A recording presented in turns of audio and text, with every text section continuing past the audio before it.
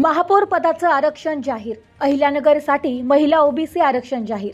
अहिल्यानगर महानगरपालिकेच्या महापौर पदासाठी आरक्षण जाहीर करण्यात आलं असून यावेळी महापौर पद महिला ओबीसी वर्गासाठी आरक्षित करण्यात आले.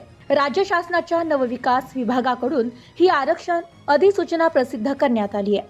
महापौर पद महिला ओबीसीसाठी आरक्षित झाल्याने अहिल्यानगरच्या राजकीय वर्तुळात हालचालींना वेग आलाय.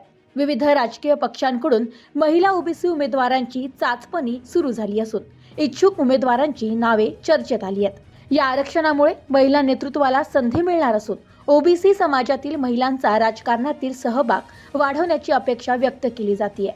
आगामी महापौर निवडणूक लक्षवेधी ठरण्याची शक्यता असून सत्ताधारी आणि विरोधी पक्षांकडून रणनीती आखण्यास सुरुवात झाली आहे. महापौर पदाचे आरक्षण जाहीर होताच शहराच्या राजकारणात नव्या समीकरणांची जुळवाजुळव सुरू झाली असून पुढील घडामोडींवर सर्वांचे लक्ष लागले. Bureau report, news today 24, Ahilyanagar.